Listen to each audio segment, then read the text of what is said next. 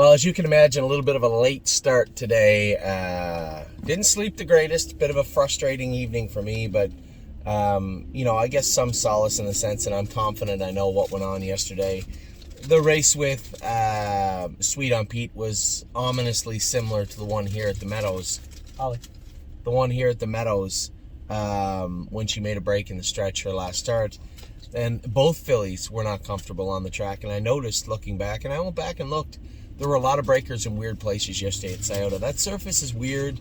I mean, for me, I would just water it and screen it, but I don't know it that well. And I think, I did ask management if they had any complaints about the surface, and they said they didn't. So I guess hopefully the horseman's rep and the horsemen work on it. As I said, maybe I'm wrong. Maybe it was just our horses, but it just seemed like mine were acting weird, and there was a lot of other people's also. And this is a surface that we've said we try to stay away from the flip-flops on anyway.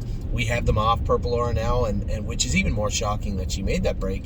But Sweet on Pete still has them on. So at least I woke up today frustrated, but at the same time, I think we have a clear path to getting them back to where they were. They'll miss the next leg. They don't need to be in it. They've made the final. They have 2 wins on a 4-leg series. They're getting in the final. So we'll skip next week. Make sure they're fresh. And that really has nothing to do with yesterday. If they had won both yesterday, I probably would have said we'd skip anyway. This was more along the lines of we don't want to race them. 3 weeks in a row, they both raced. Yesterday I think was their 4th week in a row, if I'm not mistaken. Definitely 3rd. Skip a week and go into the final. I mean, it's not like we're talking about the Breeders' Crown final. It's a pop-up series final. Lots of racing for these fillies all year. The good news was they were fine after the race. Now, I did have some people message me, say, Anthony, you didn't give us an update on Red Overbach schooler yesterday, or there was some other horse, Nothing But a Dreamer, Ollie. Nothing But a Dreamer was schooling also yesterday. And then we had some horses race on the weekend. I didn't touch on at all or very much the little red guy, which was Renegade Gypsy, the big colt that raced on Sunday, or the other little horse that raced Resolute Bay on Sunday evening. So obviously it goes without saying, it bothers me to no end, and not that it's anybody's fault but my own. It hurts my feelings when I get a message that says, hey, you didn't talk about this horse, you didn't talk about that horse. Obviously it's my job, and it does bother me. I know somebody said they felt, every so often I'll get a thing saying, we feel left out in Ontario. Every summer, this does bother me. Every summer, I'll get emails from people saying, we're in Ontario, you don't drive the horses here, and we feel left out. Listen, guys, I am exactly where I need to be all the time. We have the leading driver in Canada driving our horses in Canada, and quite frankly, if he can't drive them, there are more than competent people driving the horses. The fact that I'm not there is because I'm not needed there at all. And if I forget to bring up Resolute Bay or Renegade Gypsy or any other horse, no different than here. I forget to bring up horses here also sometimes. I mean, I went 2 weeks without talking about Patrick DePrano when he was winning. So it's not like I purposely do it or it's an afterthought. It's simply a mistake on my part.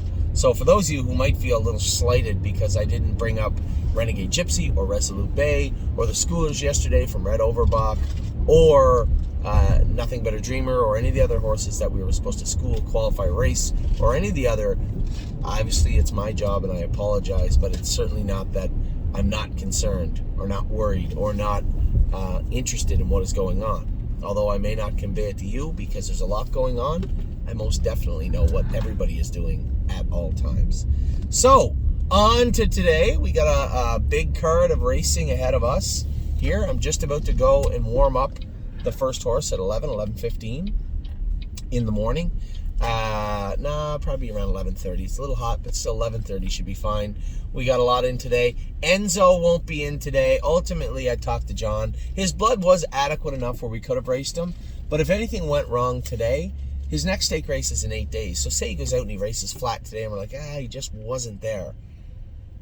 Did we just jeopardize racing him in 8 days in Philadelphia? So now it's not 1 Stallion series. It would be 2 that would be in jeopardy if we raced him today and he wasn't perfect. There was enough in his blood for me to say no, but there was enough in his blood for me to say yes. So really it boiled down to a calendar. It boiled down to what the expectations for him to do moving forward are. And there's lots of racing for this colt. He's paid into everything also. So a Stallion Series, the first Stallion Series at the Meadows, with blood that was not 100%, but close. Not 100%. Was just not something that I was interested in doing. I wasn't risking his entire summer or sending him down a bad path. You know, I said it to my wife quite frankly. No more bad lines on Enzo. This was one of our best horses training down. He is 20-1 morning line in a Stallion Series. That's a little frustrating, but that's racing. So my job is to step back and say, okay, how do we get to where we need to be from right here? And if today's Stallion Series stake race was not included in that menu, then we don't go. And that's why he's not going today. But everybody else is firing on all cylinders. You know, a heads-up call by Lauren and Jason this week. Took the blood again on Smoking Hot Irish Girl 2 days ago. Was a little bit high on the white count.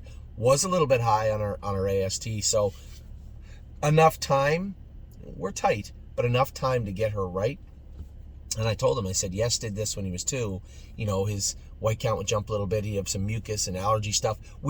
Jason was always on top of it and he kept him good. That's why he raced good all summer long, but it was always present. And I think his sister's very, very similar. You're going to see that allergy mucus and stuff going on. If we can mitigate it, stay on top of it. She's super fast filly. I think we'll be just fine.